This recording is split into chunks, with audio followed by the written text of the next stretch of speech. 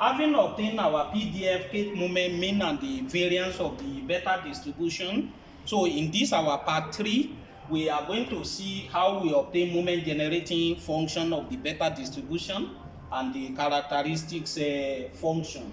We know generally that our moment generating function is denoted by mxt, which is expected value of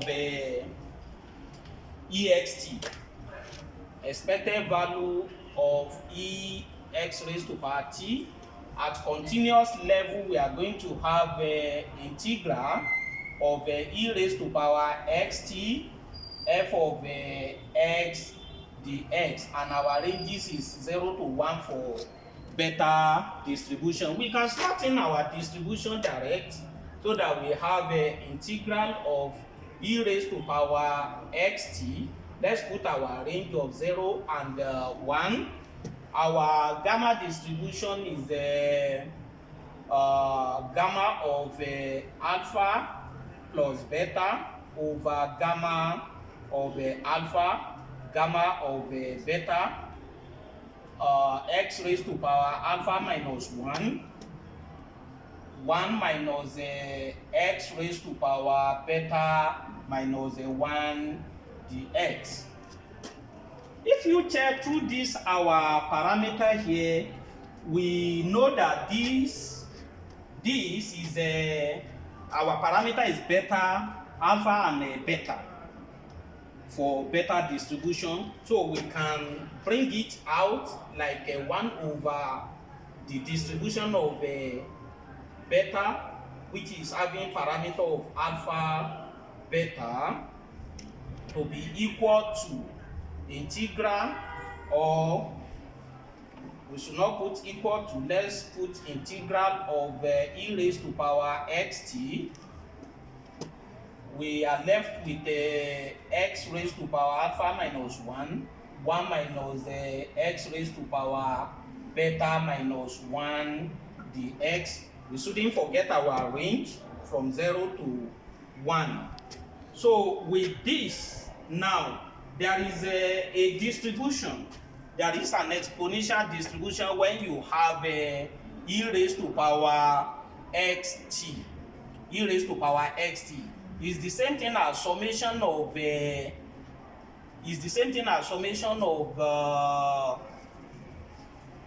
summation of tx raised to power k over k factorial. You can say your k is ranges from 0 to infinity. So it's a series. So we are going to make use of that series here so that we have 1 over beta distribution with the parameter alpha and beta, integral. This ranges from 0 to 1, summation of t x raised to power k over k factorial. You can let the ranges of k ranges from 0 to infinity. So we have x raised to power alpha minus 1, 1 minus x raised to power beta minus 1 dx. So from here, we can let the summation to come out. If the summation comes out, and at the same time, if the summation comes out, we are going to have t raised to power k over k factorial. Let those one also comes out at the time, so that we have 1 over beta distribution with 2 parameter alpha and beta, summation of t raised to power k over k factorial. K ranges from 0 to infinity. Integral, this one ranges from 0 to 1. So we are left with x raised to power k, x raised to power k, x raised to power alpha minus 1 into 1 minus x raised to power beta minus 1 dx. If we look at this, we can apply the law of indices. If we apply it, our mxt becomes 1 over beta of the parameter alpha and beta, we have a summation of t raised to power k over k factorial. K ranges from 0 to infinity. Then we have an integral which ranges from 0 to 1 of x raised to power alpha plus k minus 1. If this one will be plus k if we join it to the other one, since they have the same base of x. We are left with, if we like, we can bracket it like this, so that we have a 1 minus x raised to power beta minus 1 dx. So with this, we can now realize that this distribution here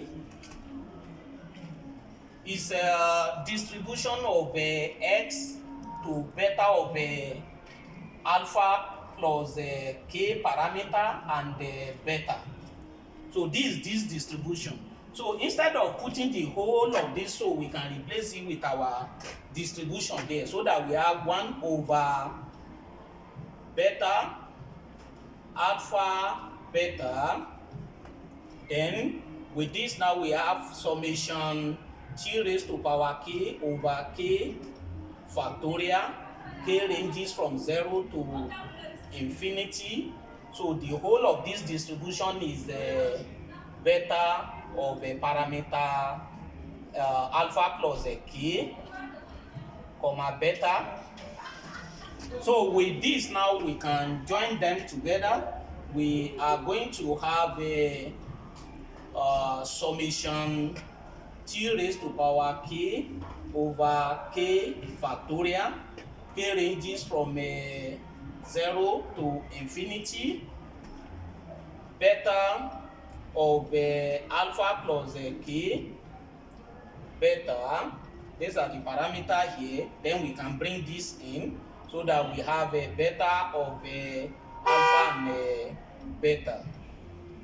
So if we set our k to be equal to 0, since it's a summation, is sum, we can as well take the value of k to be 0.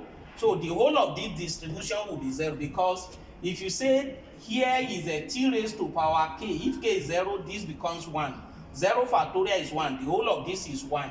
If k is 0 here, that makes the numerator and denominator to be the same. So that's exactly all. We can practicalize it. It's just like we are saying, if you set k to be equal to 0, you are going to have a 0, we are going to have t raised to power 0 over 0 factorial. Then you are going to have a beta of alpha plus 0 comma beta over beta of alpha beta. So if you look at this and this is the same thing. Now this 1, this 1, this 1. So the whole of the distribution is 1. Then you can have this when it's 0 to be equal to 1 plus, so meaning the next one after 0 is going to be 1. You can now have your summation of k ranges from 1 to infinity, t raised to power k over k factorial, beta of parameter alpha plus k comma beta all over beta of alpha beta. So this is the moment generating function of a beta distribution, but notwithstanding, there is still a series which can expand it to something like this, which is 1 plus summation of t raised to power k over k factorial. K ranges from 1 to infinity. If you expand that series, you are going to have a series of whereby you have alpha plus n over alpha plus beta plus n, where n ranges from 0 to k minus 1. So this another expansion of this series to this. So this is the K moment generating. This is the moment generating function of the beta distribution, and we know the only difference between the characteristic function and the moment generating function. If you want to obtain characteristic function here, characteristics function,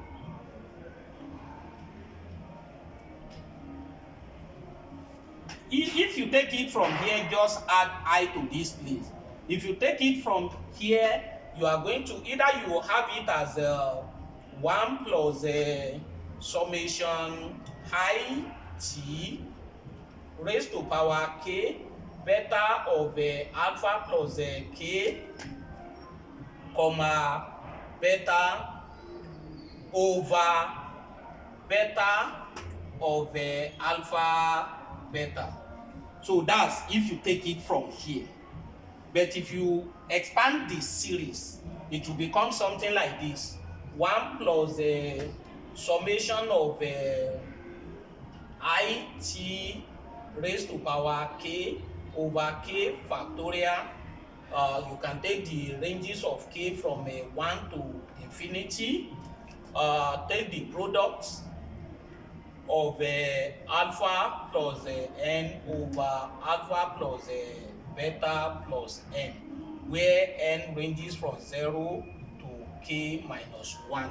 So this is the characteristics function depend on your, if you want to stop here, it's okay. If you want to expand the series, so you use this. So these are the two you can use for the. So that's how we obtain the characteristics function. It's not always advisable to derive the moments and start all over again to derive the characteristic function. From MGF of this one, you can see, sorry, this one is over k factorial. This one is over k factorial.